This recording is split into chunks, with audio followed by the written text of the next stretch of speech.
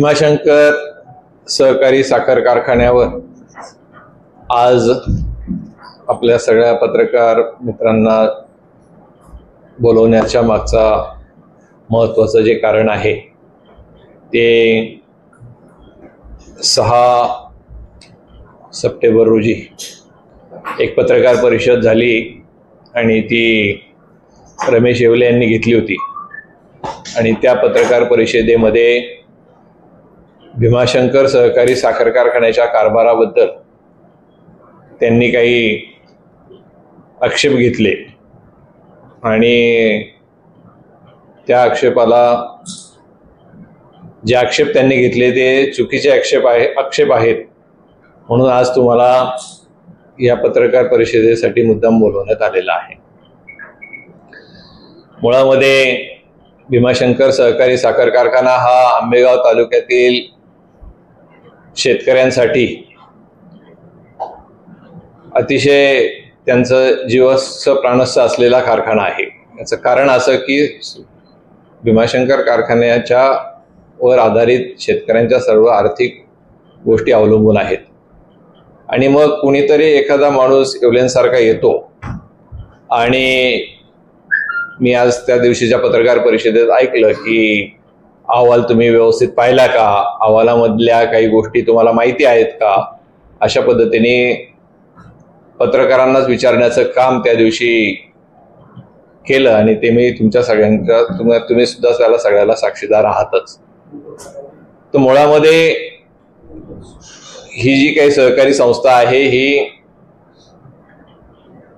मान्य या तालुक्याचे सहकार महर्षी दादा दत्तात्रय गोविंदराव वळसे पाटील यांनी याची मुहूर्तमेढ किंवा याचं स्वप्न पाहिलं आणि ते साकार करण्याचं काम मान्य नामदार दिलीपराव वळसे पाटील साहेबांनी केलेलं आहे आणि खूप आपणही त्या दिवशी वार्षिक सर्वसाधारण सभेमध्ये मान्य नामदार वळसे पाटील साहेबांचं भाषण ऐकलं आणि त्याच्यामध्ये सुद्धा साहेबांनी सांगितलं की या सहकारी संस्था जे शरद सहकारी बँक असेल, भीमाशंकर सहकारी साखर कारखाना असेल, खरेदी विक्री संघ असेल, या सहकारातल्या संस्था अतिशय तळ हाताच्या फोडाप्रमाणे आम्ही जपलेल्या आहेत आणि कुठलंही गालबोट या संस्थेंना लागू दिलेलं नाही।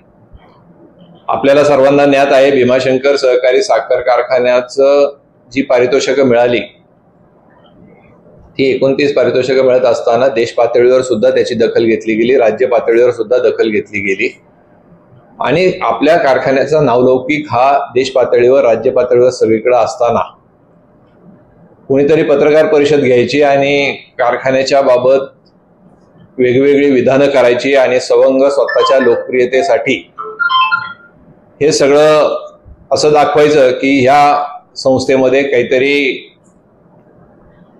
वेगळ्या पद्धतीचा कारभार चालू आहे आणि मग त्याची शेतकऱ्यांची कोणाची तरी दिशाभूल करायची असं प्रकार जो निदर्शनास आला। त्यामुळे त्याला जर आम्ही उत्तर दिलं नसतं तर नक्की याच्यामध्ये काहीतरी काळबोरं आहे का काय असं लोकांमध्ये संभ्रम जाऊ नये म्हणून ही आज तुमच्या समोर पत्रकार परिषद घेऊन त्याचे काही खुलासे मी आज आपल्या सर्वांच्या समोर करणार आहे।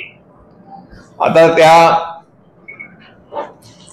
पत्रकार परिषदेमध्ये जे काही मुद्दे उपस्थित झालेले आहेत त्या मुद्द्यांमध्ये पहिला त्यांनी जो मुद्दा घेतला की कारखान्याचा सन 2023-24चा नफा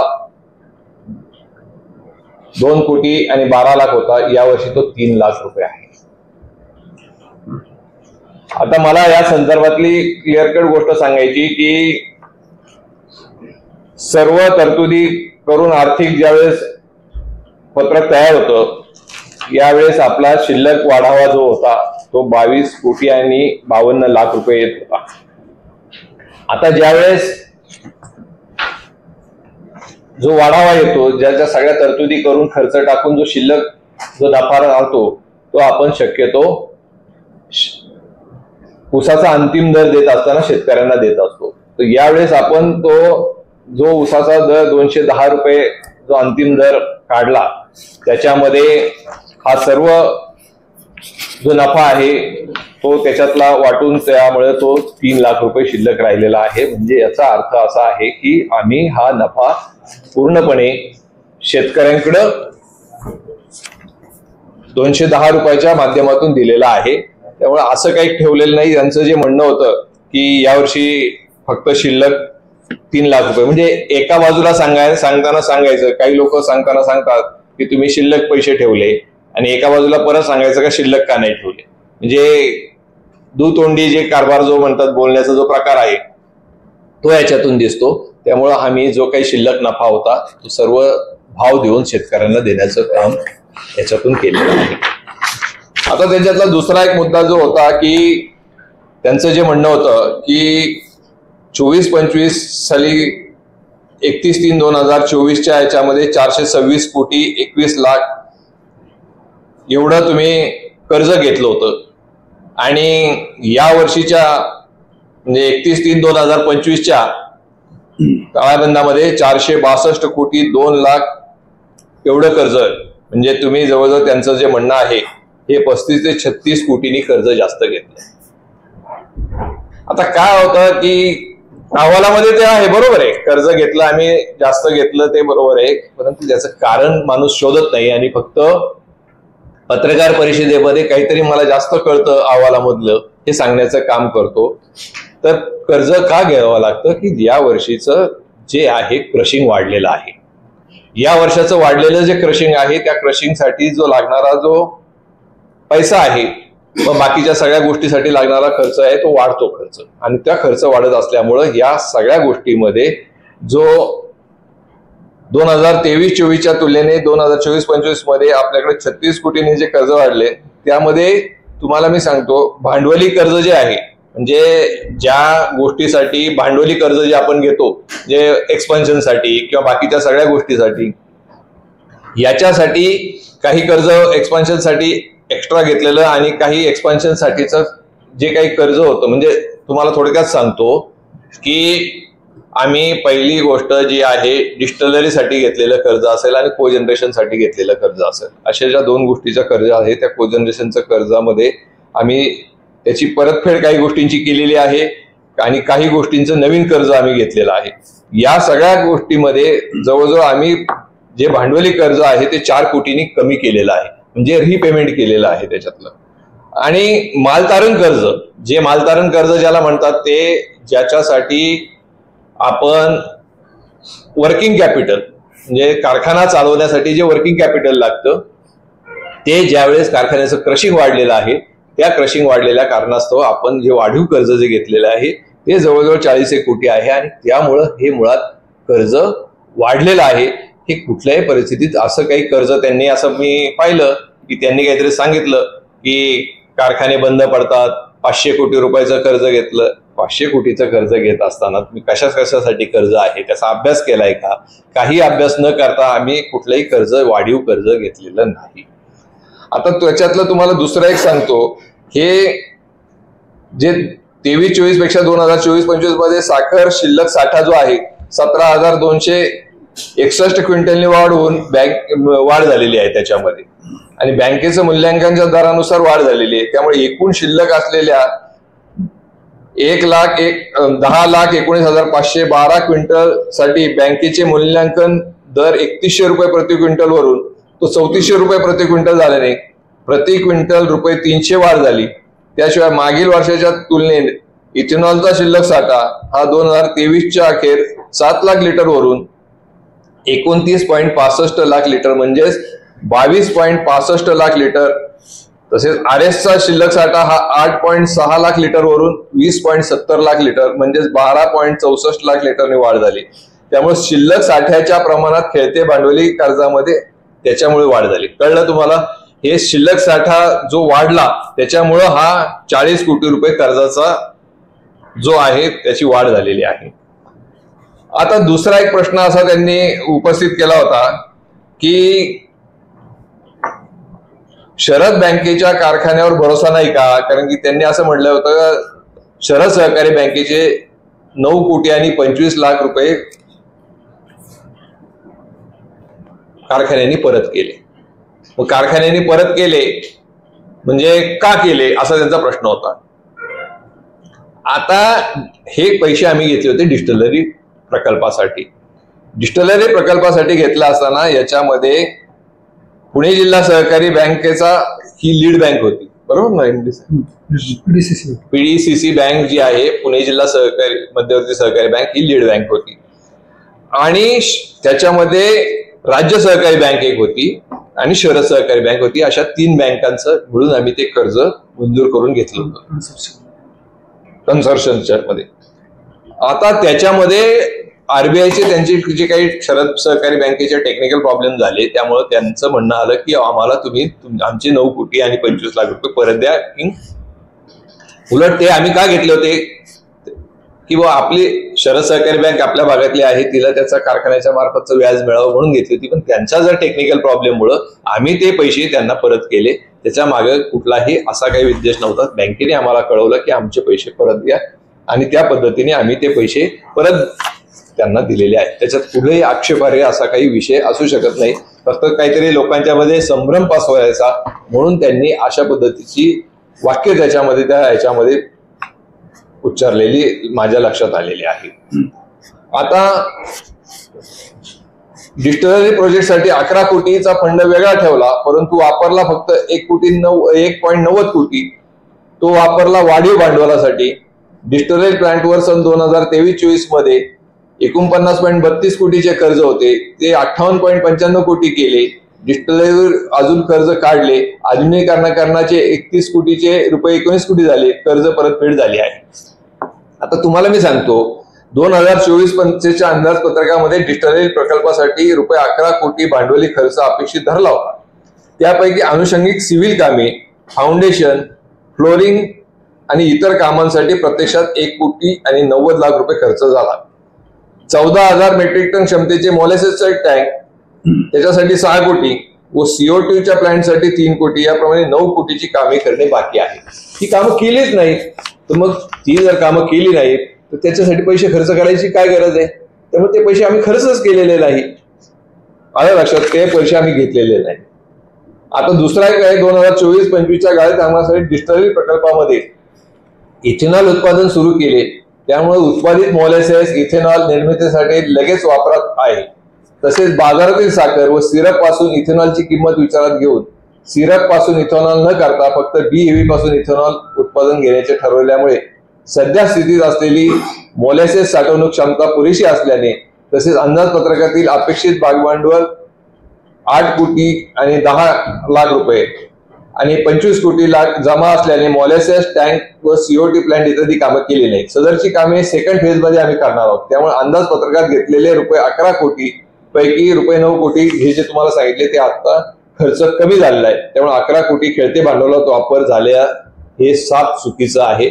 असा कुठलाही पैसा जो 9 कोटीचा आहे तो आम्ही खेळत्या भांडवलात वापरलेला नाही, जो त्यांचा आरोप आहे तो.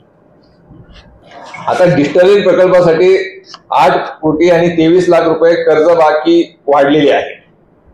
मागील वर्षाच्या डिस्टिलरी कामाचे मशिनरी पुरवठ्याच्या पोटीचे 5 कोटी आणि 70 लाख आणि सिव्हिल कामाचे 2 कोटी आणि 53 लाख अशी देय रक्कम बिलांची होती. ती देय रक्कम आम्ही देण्यासाठी कर्ज जे शिल्लक जे कर्ज आम्हाला मंजूर झालं होतं त्याच्यातून दिलेलं आहे. आणि अजूनही आम्ही मशिनरी पुरवठ्यांचे 2 कोटी आणि 60 लाख रुपये देण्याचे शिल्लक ठेवलेले आहेत. परफॉर्मन्स गॅरंटीचा जो भाग असतो, चांगले परफॉर्मन्स मिळाल्यानंतर आम्ही ते त्यांना देण्याचा विषय जो आहे. त्यामुळं असं काही कुठल्याही परिस्थितीमध्ये आम्ही हे जास्त पैसे किंवा इकडले पैसे तिकडे वापरलेले नाहीत. आणि जो काही त्यांनी आरोप केलेला आहे तो अतिशय चुकीचा आहे. आता हे जे काही त्यांनी आरोप केलेत हे कारखान्याला बदनाम करण्यासाठी, याच्यात सुद्धा आम्ही कायदेशीर सल्ला घेऊन जर कोणी कारखान्याला बदनाम करत असेल तर त्यांच्यावर सुद्धा आम्ही अब्रू नुकसानीचा दावा भविष्य काळामध्ये दाखल करू. कारण याच्यामध्ये दिशाभूल करण्याचं काम यांनी कारखान्याच्या संदर्भात केलेलं आहे. आता तिसरा एक मुद्दा त्यांनी घेतलेला आहे ते सहवीज निर्मिती म्हणजे को जनरेशन. 7 कोटी आणि 86 लाख तेवढेच आहेत त्यांचं म्हणणं. त्याचं पेमेंट काही तुम्ही केलेलं नाही. मग कर्ज तुम्ही भरत नाही म्हणजे हप्ते भरत नाही कर्ज घेतलेल्याचे. मग हप्ते भरत नाही आणि कर्ज कमी झाले व मुद्दल कमी व्हायला पाहिजे होती. वीज विकता, त्याचं म्हणणं काय आलं, वीज विकता, वीजेतून तुम्हाला 40 कोटी मिळाले असं सांगता आणि तुम्ही कर्ज का भरत नाही हा त्यांचा प्रश्न होता. आता हा सुद्धा अभ्यास न करता मांडलेला त्यांचा मुद्दा आहे. मुळामध्ये जे कर्ज आम्ही घेतलं कोजनरेशनच्या साठीचं, हे कोजनरेशनचं जे कर्ज आम्ही घेतलेलं आहे याचा रिपेमेंटचा जो कर्ज घेतल्यानंतर आपल्याला कर्ज सँक्शन होतं आणि त्याचा रिपेमेंटचा जो काळ ठरलेला असतो, तुम्हाला सगळ्यांना माहिती आहे, एक मॉरिटोरियमचा पिरियड असतो. तो मॉरिटोरियमचा जो पिरियड आहे तो 3 वर्षाच्या नंतर सुरू होणार. म्हणजे आम्हाला ते सगळे जे पैसे आहेत हे 7 कोटी आणि 86 लाख रुपये हे 8 वर्षात पेमेंट करायचे. परंतु 8 वर्षात पेमेंट करत असताना पहिल्या 3 वर्षामध्ये तुम्ही फक्त व्याज द्यायचे आणि मुद्दल द्यायची नाही. त्याची पहिला जो हप्ता आहे जो मुद्दल देण्याचा तो 14/11/2025 रोजी पहिला हप्ता द्यायचा आहे आम्हाला. म्हणजे आज सप्टेंबर आहे, येत्या नोव्हेंबरमध्ये पहिला हप्ता आम्हाला देय आहे. त्यामुळं कुठल्याही परिस्थितीमध्ये आम्ही असं काही सिस्टमॅटिक पद्धतीनेच आम्ही ते पैशाचं पेमेंट करणार आहोत आणि कुठल्याही परिस्थितीमध्ये आम्ही असं काही आमच्याकडे शिल्लक असलेला पहिला मुद्दाम आम्ही कर्जाचं परतफेड केलेले नाही, असं काही झालेलं नाही. हे फक्त त्यांना अपुऱ्या अज्ञान जे आहे, काहीतरी अहवाल कुणीतरी त्यांना लिहून दिला असंच मला वाटते. स्वतःचा अभ्यास न करता मांडलेले हे मुद्दे मला त्याच्यातले दिसतात आणि त्याच्यातून त्यांनी कारखान्याची बदनामी केलेली याच्यातून स्पष्टपणे आढळून येते. आता मगाशी मी तुम्हाला सांगितल्याप्रमाणे त्यांनी असं सांगितलं का 500 कोटीचा कर्ज झालंय, 50 कोटीचा इंटरेस्ट घेतलंय. आता ह्या सगळ्या ज्या गोष्टी जे कर्ज घेतलेलं आहे हे कर्ज आज नाही घेतलेलं, हे कर्ज टप्प्याटप्प्याने आपण घेत आलेलो आहे. 462 कोटीचं कशासाठी कर्ज आहे याचं सगळ्याचं डिटेल आहे. हे आज घेतलेलं कर्ज नाही, हे आपण आस्ते ज्या ज्या प्रकल्पासाठी घेतलेले त्याचं सगळं अहवालामध्ये डिटेल आहे आणि ते सगळं अहवालामध्ये मांडलेलं असताना फक्त लोकांच्या पुढे तयार करायचा बागुलबुवा की यांनी कर्ज वाढून ठेवलेलं आहे. आपली आर्थिक स्थिती कारखान्याची अतिशय सुदृढ आहे आणि कुठल्याही परिस्थितीमध्ये आपलं जे काही कर्ज आहे हे तुम्हाला मी सांगतो की आपल्याला प्रत्यक्षात आता मी साखर आता दुसरं त्यांनी असं म्हटलेलं आहे म्हणजे व्याजामध्ये पैसे जास्त भरले. हा कारखान्यासाठी टिकवायचा असेल तर बाकीच्या गोष्टी त्यांनी कारखाना बंद पडू शकतो, हे कर्ज जास्त घेतल्यामुळे ह्या बाकीच्या गोष्टी ज्या त्यांनी सांगितलेल्या आहेत याच्यासाठीच मी सांगतो का हे सगळं धांदल खोटं आहे. दुसरा एक मुद्दा त्यांनी मांडला होता की ऊस वाढला, उतारा कमी झाला, का झाला तर जवळचे ऊस तोडायचे ठेवले, लांबचा ऊस आणला तेव्हा जवळचे तुरे आले तेव्हा जवळचे ऊस तोडले. याचा परिणाम काय झाला तर माझे बांधव सांगतील त्यांचे वजन घटले आणि उत्पादकता पण घटली. आपण मिंदे असू तर काही बोलत नाही, जे बोलायचे त्याचे खच्चीकरण कसे करायचे याचे अशा पद्धतीने काहीतरी त्यांनी ते सांगितले. तर मी तुम्हाला सांगतो प्रत्यक्षात आपला साखर उतारा हा कमी झालेला नाही. गेल्या वर्षाचा साखर उतारा होता 11.81 आणि या वर्षीचा झालेला 12%, म्हणजे 0.19 साखर उतारा वाढलेला आहे, साखर उतारा घटलेला नाही. जे म्हणतात ना साखर ऊसतोड उशिरा केली आणि साखर उतारा घटला, तर मी सांगतो स्पष्टपणे ते लेखी आहे आणि आपल्याला सुद्धा जो भाव दिलेला आहे तो 12% उतार्यावर दिलेला आहे, त्यामुळे साखर उतारा काही घटलेला नाही. आता गाळप हंगाम 2025 मध्ये एकूण 11,38,496 मेट्रिक टन जो ऊस आपण गाळला त्यापैकी 50 किलोमीटरच्या पुढील 50 किलोमीटरच्या पुढचा त्यांचं म्हणणं आहे तुम्ही लांबून ऊस जास्त आणला आणि जवळचा ऊस कमी घेतला. तर मी तुम्हाला सांगतो 50 किलोमीटरच्या पुढचा जो ऊस आहे तो किती माहितीये 42,380 मेट्रिक टन. म्हणजे 11 लाखामध्ये 11,38,496 मध्ये 42,000 आणि 396 मेट्रिक टन हा गाळपास आला. त्याचं प्रमाण किती माहिती 3.72%. 3.72% एवढ्याच्या सगळ्यामध्ये, म्हणजे इतकं अल्पसं प्रमाण आहे.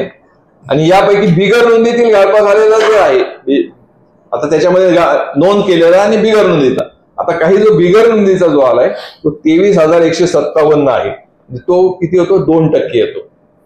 आता हे याचं जे प्रमाण आहे हे 100%मध्ये 2% आणि 3% आहे. परंतु असं काहीतरी पिक्चर तयार करायचं की यांनी कारखान्याचं नुकसान केलं.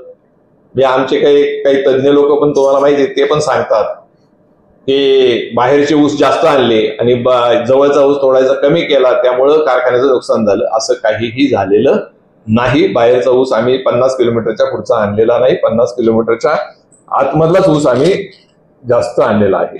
आणि दुसरं एक तुम्हाला सांगतो, आणि जो 50 किलोमीटरच्या पुढचा आणलाय ना, हा 42,380 मेट्रिक टन, हा 86,032 हा जी पक्व जात आहे याच्यातला आणलेला आहे. म्हणजे त्याच्यामुळं उतारा कमी पडत नाही. त्याच्यातलं जो टनेजचा ऍव्हरेज आहे किंवा बाकीचा साखरेचा उतारा आहे तो 86,032 मुळे वाढतो. आपल्या कार्यक्षेत्र जे आहे या परिसरामध्ये तुम्हाला मी सांगतो, पत्रकार मित्रांनो, तुम्हाला माहिती असेल तुमच्याकडे काही लोकांकडे शेती आहे. आपल्याकडे आडसरीचं प्रमाण खूप मोठ्या प्रमाणात आहे. आपल्याकडे जो शेतकरी आहे हा आडसालीचा ऊस लावतो. आता आडसालीचा ऊस आहे किती आहे माहिती आहे आपल्याकडं? 6,174 हेक्टर आर हे एवढं आडसालीचं प्रमाण आहे. आणि 24-25 मध्ये गाळपाचं प्रमाण त्याच्यातलं 82% होतं. जून महिन्यात त्याच्यातला किती आला माहितीये? 4,211.55 हेक्टर आर आडसालीच्या नोंदीचा ऊस जून मध्ये उपलब्ध होता. आणि काही प्रमाणामध्ये जळीत झाला किंवा काय झाला असे ऊस जे तोडावं लागतात, या ऊसाचा कारखान्याच्या धोरणानुसार तोड केल्याने प्रतिदिन कारखाना पूर्ण क्षमतेने गाळप करून सुद्धा आडसाली ऊसाची तोडणी 18 ते 19 महिने लागली. बरोबर आहे, 18 ते 19 महिने लागली, आम्ही मान्य करतो. पण त्याचं कारण काय घडलं की आपल्याकडे असलेला सुरुवातीचा ऊस. आता मी तुम्हाला एक दुसरं सांगतो, जर कारखान्याच्या परिसरातला सगळा जर ऊस आहे आपण जर एकत्र आणून तोडायचं जर म्हटलं तर ते कॉम्बिनेशन मध्ये तोडावं लागतं. जर सगळाच जर ऊस जवळचा तोडला आणि जवळचा ऊस जर संपून गेला तर नंतर बाहेरचा ऊस कुठून मिळणार आपल्याला? मग कारखाना 11 लाखांनी नसता चालला. मग कारखाना आपल्याला 6-7 लाख टनावरच बंद करावा लागला असता, किंवा जेवढा आपल्या भागातला जो ऊस आहे तेवढा करून बंद करावा लागला असता. तेवढा करून आपल्याला परवडतो का? नाही. त्यामुळे आपण कॉम्बिनेशन मध्ये करतो आणि त्यामुळे ते दोन्हीकडले भागातले ऊस आणून आपण तो तोडत असतो. त्यामुळे असं काही कुठल्या पद्धतीने कुणावर अन्याय करावं, शेतकऱ्यावर अन्याय करतो असं काहीही आपण होत नाही.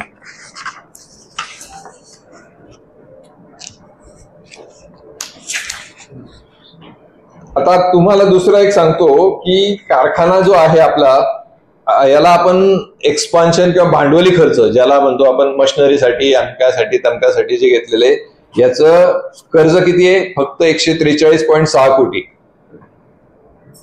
आणि बाकीचं जे कर्ज आहे हे भांडवली खर्चासाठी, म्हणजे 318.95 कोटीचं जे कर्ज घेतलंय ना, ते कशासाठी आहे? भांडवली खेळतं भांडवल, म्हणजे त्या वर्षासाठी लागलेलं त्यासाठी. म्हणजे हे कशासाठी असतं माहितीये का तुम्हाला? ऊसाचं पेमेंट शेतकऱ्याला आपण 15 दिवसामध्ये करतो, त्याच्यासाठी लागणारा जो पैसा आहे तो आपण ह्या भांडवली खर्चातून घेतो.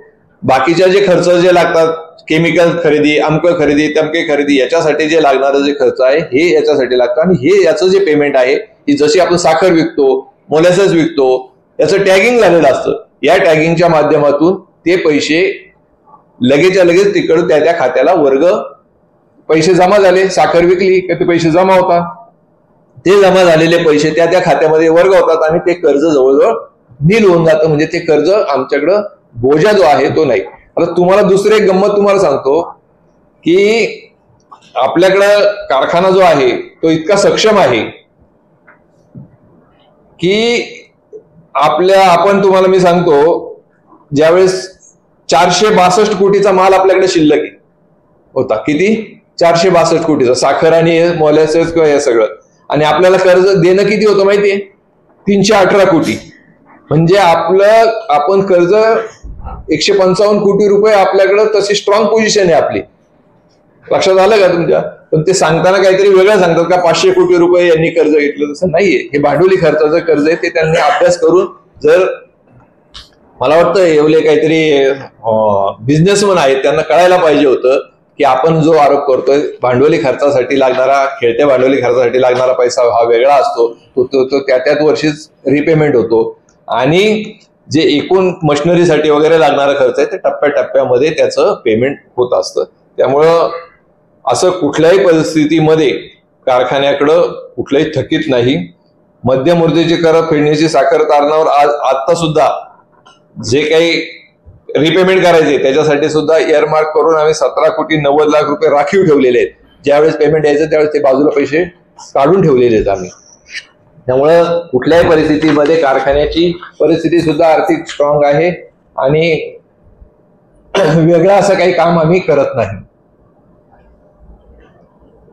आता कारखान्याचे तुम्ही परवाची वार्षिक सर्वसाधारण सभा झाली, ज्या ज्या सभासदांनी प्रश्न विचारले त्या त्या सभासदांच्या प्रश्नाला उत्तर सक्षमपणे देण्याचं काम कारखान्याने केलेलं आहे.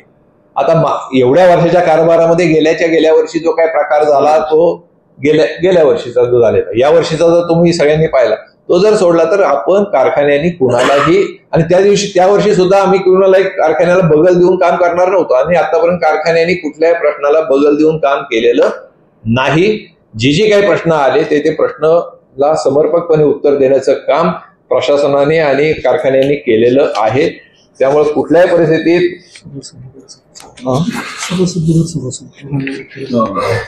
सभासद बिगर सभासद असं कोणालाही आम्ही मी तुम्हाला एक दुसरं सांगतो, मला ह्याच रमेश येवलेंचा फोन आला होता कारखान्याच्या मीटिंगच्या अगोदर की मी कारखान्याच्या मीटिंगला येऊ का. मी त्यांना सांगितलं होतं तुम्ही कारखान्याच्या मीटिंगला येऊ शकता. ते म्हणले मी सभासद नाही.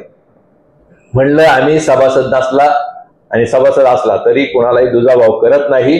तुम्ही कारखान्याच्या मीटिंगला येऊ शकता आणि तुम्हाला काय प्रश्न, तुमच्या काय अडीअडचणी असेल तर तुम्ही मला अगोदर येऊन पण भेटा, मी तुमच्या प्रश्नांची सांगतो ना, सोडवणं करतो. आता तुम्हाला माहिती आहे कारखान्याच्या कालच्या मीटिंगमध्ये काही बिगर सभासदांनी प्रश्न विचारले होते, त्यांना उत्तरं दिली का नाही दिली, आम्ही टाळाटाळ केली नाही.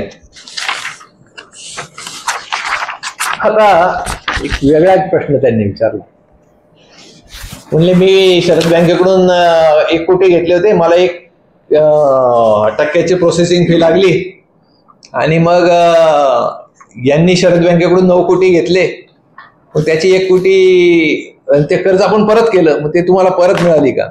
मुळात असं आहे की ते जे काय आम्ही गेले कॉन्सर्शन मध्ये घेतलेलं होतं त्यामुळे त्याला प्रोसेसिंग फी लागत नाही आणि आम्ही प्रोसेसिंग फी दिलेली नव्हती, कारण तो जो आहे ते पीडीसीसी बँकेतून लीड बँक पीडीसीसी बँक होती, त्यामुळे प्रोसेसिंग फीचा कन्सोर्शियम मध्ये असल्यामुळं त्याच्याबद्दल आम्हाला कुठलेही प्रोसेस फी लागली नाही आणि ती परत करण्याचा विषय सुद्धा आलेला नाही. म्हणजे हे अपूर्ण ज्ञानावर आधारित त्यांनी विचारलेला तो प्रश्न होता.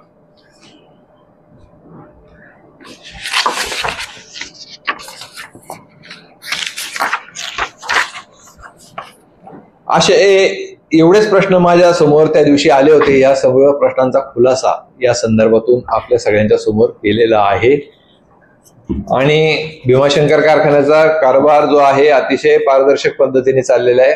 मला ज्या रमेश येवलेंनी जी पत्रकार परिषद घेतली, मी त्यांचं नाव मुद्दाम घेतो की आणि नाम घेत असताना त्यांना विनंती करतो की तेवढा चांगला चाललेला असलेला कारखाना जो आहे, या कारखान्याला तुम्हाला जर काही प्रश्न होते, तुम्हाला जर खूप त्यांनी असं सांगितलं की हे 2 संस्था शरद बँक असेल किंवा भीमाशंकर कारखाना असेल हा आंबेगाव तालुक्यातील शेतकऱ्यांच्या दृष्टीने महत्वाचे आहेत, मग जर त्यांना असं वाटलं होतं, मी त्यांना फोनवर सांगितलं होतं तुम्हाला काय अडचणी असेल तर मला येऊन भेटा, तर हे एक्सप्लेनेशन मी त्यांना तुमच्या समोर जे केले ते त्यांनी जर प्रश्न विचारला असता तर केला असताना. त्यामुळं काहीतरी समाजापुढे वेगळं दाखवायचं आणि कारभार काहीतरी वेगळा चालला दाखवायचं, याच्यामध्ये तुम्हाला सगळ्यांना सांगितल्या पद्धतीने कुठं तुम्ही अभ्यास करा. तुम्ही विचारा ना मला की आता तुम्ही पण पत्रकार बांधव आहात, तुम्हाला पण याच्यातलं सगळं माहिती आहे, तुम्ही विचारू शकता. तुमचा अभ्यास झाला असेल तर 6 तारखेला पत्रकार परिषद झाली, आज 12 तारीख आहे, त्यांनी विचारलेले प्रश्न तुमच्याकडे आहेत, आज मी तुमच्या त्या प्रश्नांना उत्तरं देतोय. तुमचा पण त्याच्यावर जर अभ्यास झाला असेल तर भीमाशंकर कारखान्याचा कारभार कुठेही भीमाशंकर कारखान्याच्या कारभारावर बोट दाखवण्यासारखा विषय असेल तर तुम्ही मला जरूर विचारा. त्याचं समर्पक उत्तर मी तुम्हाला आत्ताच्या पत्रकार परिषदेत सुद्धा द्यायला तयार आहे. परंतु रमेश येवले जे सांगतात, माझं त्यांना आव्हान आहे आता या पत्रकार परिषदेत, जर या कारखान्याच्या माध्यमातून बँकेच्या माध्यमातून रोजगार देण्याचं काम माननीय नामदार दिलीपराव वळसे पाटील साहेबांच्या माध्यमातून या तालुक्यामध्ये झालेलं आहे, तर तुम्ही एखादी चांगली संस्था काढा, ती संस्था चांगली काढून चालून दाखवा. तुम्ही व्यावसायिक आहात आणि लोकांना रोजगार द्या. आंबेगाव तालुक्यातील शेतकऱ्यांचा असेल, जनतेच्या भल्यासाठी काही ना काहीतरी एखादा चांगला प्रोजेक्ट आणा. उगाच काही ना काहीतरी वारेमाप आरोप करण्यापेक्षा काहीतरी कन्स्ट्रक्टिव्ह करा की जेणेकरून आंबेगाव तालुक्यातील जनता तुमच्याकडं म्हणेल व काहीतरी रमेश येवलेंनी जनतेसाठी केलं, शेतकऱ्यांसाठी केलं, पण आपण काही करायचं नाही आणि ज्या चांगल्या चांगलेल्या संस्था आहेत त्यांच्यावर फुकटचा आरोप करायचा, हे धंदे त्यांनी सोडून द्यावेत. त्यांना युवकांच्या रोजगार संदर्भात विचारलं असं ते म्हटले होते की रोजगार दिलेत, पण फक्त ते राजकीय जे काय आहेत लोक, त्यांचे हित, राजकीय हित संबंधित लोक, त्यांच्याच मुलांना रोजगार दिले. तेव्हा काय सांग? आता जे तालुक्यामध्ये नोकऱ्या मागायला येतात, मान्य नामदार दिलीपराव वळसे पाटील साहेब 1990 पासून या तालुक्याचं नेतृत्व करतात. साहेबांकडे नोकऱ्या मागायला गेल्यानंतर काही लिमिटेशन, जे लोक येतात, मग काही कार्यकर्त्यांची माणसं असतील किंवा कुणाची जी लोक येतील त्याची कॅपॅबिलिटी पाहून, त्याची कॅपॅसिटी पाहून त्याला नोकरी दिली जाते. असं काही नाही एका, आणि शेवटी असा एखादा कार्यकर्त्याचा मुलगा आला आणि त्याला जर नोकरी दिली तर त्याच्यात वावगं काय? शेवटी कुणाला तरी नोकरी द्यायचीच आहे ना. तो बेरोजगार जो माणूस आहे त्याला रोजगार करणं हा त्याच्यातला उद्देश आहे. याच्यात राजकीय वास येण्याचं काय कारण आहे किंवा राजकीय असायचं काहीच कारण नाही. त्यांच्या डोक्यात ते काही राजकीय विषय सारखा आपण सगळ्यांनाच दिलेले आहे. सर्वसामान्य कुटुंबातील मुलं आपल्याकडे आहेत. हो आहेत. वार्षिक सर्वसाधारण सेवेला जे शेतकऱ्यांनी किंवा समाजसाधारण प्रश्न विचारले त्याचे समाधानकारक उत्तर दिले नाही. आता तुम्ही लोक सगळे होते वार्षिक सर्वसाधारण सभेमध्ये, मान्य नामदार दिलीपराव वळसे पाटील साहेबांनी सांगितलं की मी कुणाच्याही ज्या सगळ्यांच्या प्रश्नाला उत्तर देणार आहेत, आणि आमचे एमडी साहेब ज्या लोकांनी प्रश्न विचारले ते आम्ही लिहून घेतले. एमडी साहेब सांगा तुम्ही. त्याच्यामध्ये प्रामुख्याने तुकाराम गावडे सभासद, नंतर प्रभाकर बांगर ते बिगर सभासद आहे, नंतर किरण डोबळे ते पण बिगर सभासद आहे, हे अजून संजय वडेकर ते एक सभासद. 14 जणांनी प्रश्न विचारले. मी प्रत्येकाचं नाव घेऊन ज्यांनी प्रश्न विचारलेले होते या व्यक्तींनी असे प्रश्न विचारले, प्रत्येकाच्या नावानिशी त्या प्रश्नाची समर्पक उत्तरं दिलेली, त्याच्यात त्यांना कोणती शंका राहिली नाही. येऊन त्यानंतर देखील त्यांनी चर्चा केली. त्यांचा सर्व खुलासा झालेला आहे. लेखी स्वरूपात काही प्रश्न प्राप्त झाले होते, त्याची उत्तर दिली गेली का? लेखी स्वरूपात आणि तोंडी जे प्रश्न विचारले सगळ्यांची तिथे उत्तर दिली. म्हणजे मुळात असं आहे की रमेश येवले त्या मीटिंगला हजर नव्हते, आणि जो माणूस त्या मीटिंगला हजर नाही तो सांगतो समर्पक उत्तरं दिली नाहीत. ज्यांनी प्रश्न विचारले त्यांना उत्तरं दिलेली आहेत ना. आता त्यांचं समाधान झालं न समाधान झालं हा तो त्यांचा आहे, पण त्यांनी जे विचारले त्या प्रश्नाला प्रत्येकाला उत्तर कारखान्याच्या मार्फत देण्यात आलेलं आहे. त्याचा असा एक आरोप होता, पराग शुगरसारख्या कारखाना जवळ नसता तर लांबून आणता आणायचा खर्च वाढला नसता, शेतकऱ्याला चांगला भाव देता आला असता. जर तसं पाहिलं तर भीमाशंकर कारखान्याला 11,38,000 गाळप झाले. तर पराग कारखान्याचं प्रत्यक्ष किती झालंय ते मला परफेक्ट फिगर नाही, पण अंदाजे 7 लाखापर्यंत तिथं गाळप झाले. म्हणजे जवळपास 18-19 लाख मेट्रिक टनाचं गाळप झाले. हेच पराग कारखाना नसता तर भीमाशंकर कारखाना 200 दिवस जरी चालला असता तरी इथला ऊस संपला नसता. आता 142 दिवस कारखान्याचा गळीत हंगाम चालून देखील 18-19 महिन्यापर्यंतच ऊस झाले. जर ते 200 दिवसापर्यंत गेलं असतं तर 22 महिन्यापर्यंत ऊस गेले असते. एवढं गाळप करणं शक्य नव्हतं. आणि भीमाशंकर कारखान्याने दुसरं एक गोष्ट आहे, तुम्हाला मी सांगतो, पराग कारखाना असेल तो कारखाना भीमाशंकर कारखान्याच्या कार्यक्षेत्राच्या परिसरातून कुठलाही ऊस पराग कारखान्याला जात नाही. तुम्हाला भीमाशंकर कारखान्याच्या परिसरातून जो ऊस जातो तो जातो विघ्नर कारखान्याला, तो जातो पारनेर कारखान्याला, दुसऱ्या कुठल्याही, कारण की विघ्नर कारखान्याला का जातो ते इथले सभासद फार पूर्वीपासूनचे विघ्नर कारखान्याचे सभासद आहेत. निरगुडसर मधून जातो, पारगाव मधून जातो, नागापूर मधून जातो, राजनी मधून जातो. आता ह्या ठिकाणाहून जो ऊस जातो हा पूर्वपार जातोय, आज जात नाही. पराग कारखान्याला कुठलाही ऊस या कारखान्यातून जात नाही. उलट आता नवीन जो पारनेर कारखाना आलाय तो कारखाना इकडे येऊन ऊस घ्यायला लागलेला आहे, त्याच्याबद्दल कोणी काही बोलत नाही.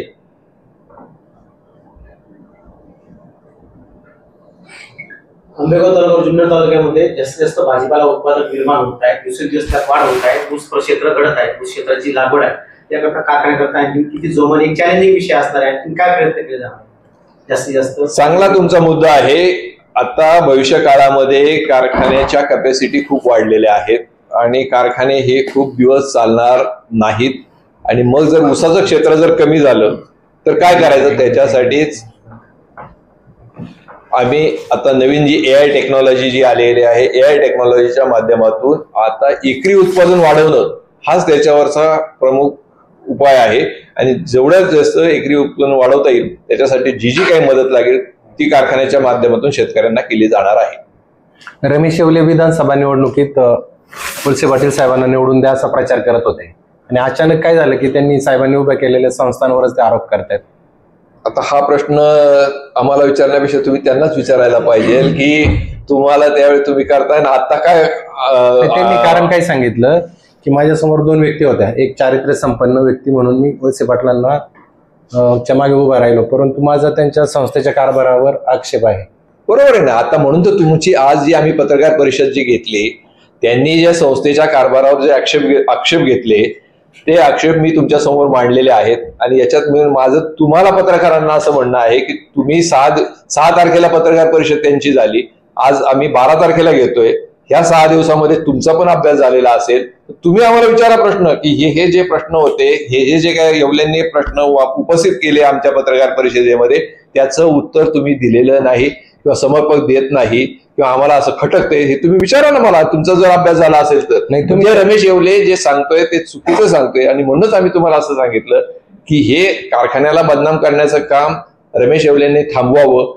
आम्ही त्याच्यावर कायदेशीर सल्ला घेऊन त्यांच्यावर काय कायदेशीर कारवाई करायची, कारण की शेवटी काय होतं, हे जर उत्तर दिलं नसतं तर कारखान्याच्या बद्दल कुठला तरी संभ्रम तयार झाला असता आणि तो संभ्रम होऊ नये हा याच्या मागचा आज पत्रकार परिषद घेण्यामागचा प्रमुख हेतू आहे. याच्यामध्ये आमचा पत्रकार नाही पण चर्चा चालू आहे की निवडणुकीच्या वेळी काहीतरी येवल्यांना शब्द दिला असेल आणि तो आता पाळला गेला नसेल, त्याच्यामुळे कुठेतरी हे सगळे आरोप प्रत्यारोप चालू झाले. आशिष तालुक्यामध्ये दत्त्या आवाजामध्ये चर्चा चालू आहे, ही चर्चा आहे, त्याच्यावर तुमचं काय म्हणणं आहे? आता हा प्रश्न तुम्ही कारखान्याचा चेअरमन म्हणून मला विचारताय, याच्याशी त्याच्या कारखान्याशी काय संबंध आहे? त्यांनी का एका बाजूला जे याची मानसिकता तुम्हाला रमेश येवलेंकडेच तपासावं लागेल. एका बाजूला रमेश येवले काय म्हणतात की निवडणुकीमध्ये मी पारदर्शक कारभार किंवा चांगली व्यक्ती म्हणून नामदार वळसे पाटील साहेबांच्या मागे उभा राहिलो. मग एका बाजूला तू राहिले ना, मग आता काय, आता ते व्यवस्थित आहे, मग ह्या संस्थांनी तुझं काय वाईट केलं? संस्थांच्या कारभारावर का टीका करता तुम्ही? आता दबक्या आवाजात कोणाला काय बोलायचं असेल तो विषय प्रत्येकाचा वेगळा आहे, त्याला मी काय करू शकतो, मी कसं काय उत्तर देऊ शकतो ते तुम्ही रमेश येवलेंनाच विचारा, ते सांगतील त्याचं उत्तर. म्हणणं असं आहे त्यांची काही राजकीय फसवणूक झाली का? असं आहे, त्यांची राजकीय फसवणूक झाली का काही राजकीय उत्तर मी आज या कारखान्याच्या माध्यमातून देऊ शकत नाही. त्यांनाच विचारा तुमची काही राजकीय फसवणूक झाली का काय होतं. तुम्ही त्यांना त्याच पत्रकार परिषद आणि रमेश येवले म्हणतात ह्या निवडणुकीत समजलं आंबेगावकरांना, आधी नव्हतं माहिती. कारखान्यात एवढं काम चालू असतं समजा परत 5 वर्ष जर एखादा दिलं त्याचं कार्य चालू असं म्हणूनच पुढे दिलं 5 वर्ष. आक्षेप 5 वर्षाला अध्यक्ष बदली झाला पाहिजे असा आक्षेप काय? कुणी काय आक्षेप घ्यायचा हा त्याचा व्यक्तिगत येतोय. आपण सर्व पत्रकार मित्रांना माहिती आहे या ज्या सगळ्या संस्था चालतात ह्या नामदार वळसे पाटील साहेबांच्या नेतृत्वाखाली चालतात. आणि साहेब सगळ्यांचा अभ्यास करून कोणाला चेअरमन करायचं, कोणाला व्हाईस चेअरमन करायचं हे ठरवत असतात. त्यामुळे जे काही निर्णय होतात ते नामदार वळसे पाटील साहेब तालुक्याच्या सर्वांगीण विकासाचा दृष्टिकोन डोळ्यासमोर ठेवूनच घेत असतात. याला जोडून एक प्रश्न आहे, तुम्ही EGM मध्ये म्हटलं होतात की साहेबांनी भावाला बाजूला ठेवून निकमांना चेअरमन केलं, परंतु आता तालुक्याला असा प्रश्न आहे की साहेबांचे पुतणे प्रदीप दादा यांना कधी साहेब चेअरमन करणार आहे आणि तुम्ही त्याच्यासाठी काही शिफारस? त्या दिवशी सांगतो तुम्ही त्या दिवशी मला साहेब म्हणले राजकीय बोलू नका, त्यामुळे मी काही राजकीय बोललो नाही. मला त्याच्या पुढचा मुद्दा तोच सांगायचा होता की या नंतरच्या काळात सुद्धा साहेबांचे पुतणे प्रदीप वळसे पाटील सुद्धा चेअरमन पदासाठी इच्छुक नव्हते असं नाही, पण तरी सुद्धा साहेबांनी त्यांचा मोठेपणा दाखवून माझ्यासारख्या एका कार्यकर्त्याला चेअरमन केलं. जसं मागच्या वेळेस सुद्धा केलं होतं. त्यामुळे आमच्या सगळ्या अशा लोक आम्हाला चेअरमन केल्यानंतर मी परमेश्वराकडे गणपतीच्या चरणी प्रार्थना त्या दिवशी सांगणार होतो साहेबांच्या पुढे की आम्हाला जे मागे काही लोकांना जशी दुर्बुद्धी दिली साहेबांची गद्दारी करायची तशी आम्हाला गणपती बाप्पाला प्रार्थना करून आम्हाला देऊ नको दुर्बुद्धी, आम्हाला सुबुद्धी देऊन आम्ही साहेबांची आहे तोपर्यंत कायम आणि प्रामाणिकपणेच काम करू अशी गणरायाकडे मी त्या दिवशी प्रार्थना करून साहेबांच्या समोर सांगणार होतो. परंतु आज तुम्ही चांगला प्रश्न विचारला. माझं राहिलेलं अपूर्ण भाषण या निमित्ताने पूर्ण झालं. धन्यवाद. थँक्यू.